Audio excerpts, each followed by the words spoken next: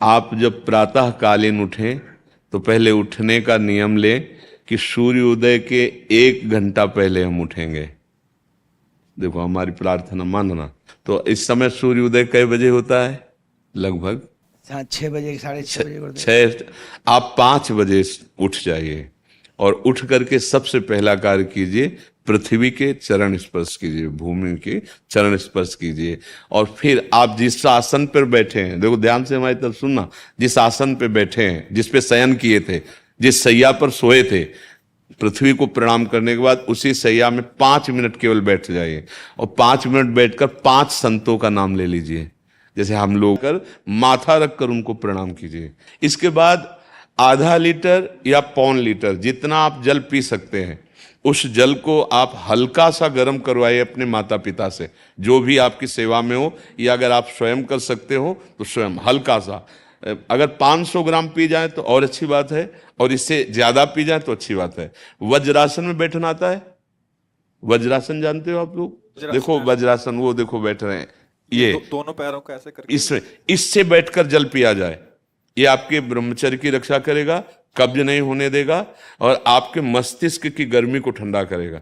ऐसे वज्रासन में बैठकर धीरे धीरे 5 या 10 मिनट में जल पिया जाए, एकदम न पिया जाए। अगर नहीं साफ होता है, कोई ऐसी परेशानी लगती है, तो 1 चम्मच ईसबगोल की भूसी और छोटी हर का आधा चम्मच अगर रात्रि में दूध से या पानी से ले ले, तो वो बार बार शौच नहीं लगाएगा, पर आपकी आंतें साफ हो जाएंगी। शौच जाने के बाद स्नान करें और फिर तुरंत, अगर आपको व्यायाम आता है तो करे, नहीं तो सीधा सरल बात होती है, 20 बार बैठ जाए बैठक और 10 बार लेटने वाली दंड, और इसके बाद जो 7 बार ऐसे करे, सीधा खींचे और सीधा छोड़ दे।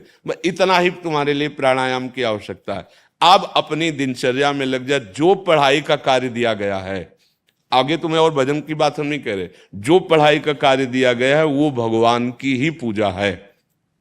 आपकी दिनचर्या जो आपको अपने गुरुजी या टीचर जी को जाके प्रमाणित करनी है, कल जो पढ़ाई गई थी आज के लिए, वो आप सुबह सुबह उस समय व्यायाम के बाद, तो आप देखना आपकी स्मृति बहुत प्रवीण हो जाएगी। अच्छा, ये आपकी प्रातःकालीन दिनचर्या है। जब आप अपने गुरुदेव के पास स्कूल जाएं, तो हमें आजकल का तो अब पता नहीं, पर हम लोग जब जाते थे तो अपने गुरुजी को प्रणाम करते थे। तो जो स्कूल में ऐसे गंदे बच्चे होते हैं जिनके गंदी बातें दिमाग में आ जाती हैं और गंदी बातें वो करने लगते हैं आचरण में। आप लोग इतना तो जानते ही होंगे कि गंदी बातें किसे कहते हैं। आप लोगों के पास अगर मोबाइल है तो कभी गंदी बात देखना नहीं।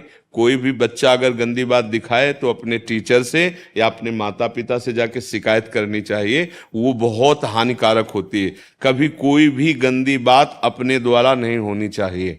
अभी आप नवीन जीवन धारण किए हुए हैं, आप भगवान की प्राप्ति, देश की भक्ति और बहुत अच्छे या बात सिखावें तो उसको सुन करके छुपा नहीं लेना, तुरंत अपने टीचर से बताना या अपने माता पिता से बताना, और ऐसे बच्चे का कभी संग नहीं करना। और रात्रि के सोते समय ये जरूर ध्यान देने वाली विशेष बात है, रात्रि के सोते समय जो भगवान का नाम प्रिय, जैसे इन लोगों ने आप लोगों को बताया राधा वल्लभ श्री, तो सोते समय बस प्रार्थना करो कि हे प्रभु, आज दिन हमारा जो भी गलती हुई हो वो हमको आप प्रार्थना करते हैं कि आप हमें समझाओ क्या हमसे गलती हुई। अगर पूरी दिनचर्या में ऐसा लग रहा है हमसे कोई गलती नहीं, तो भगवान सुबह से अभी तक हम सोने जो जा रहे हैं ये पूरा समय आपको समर्पित।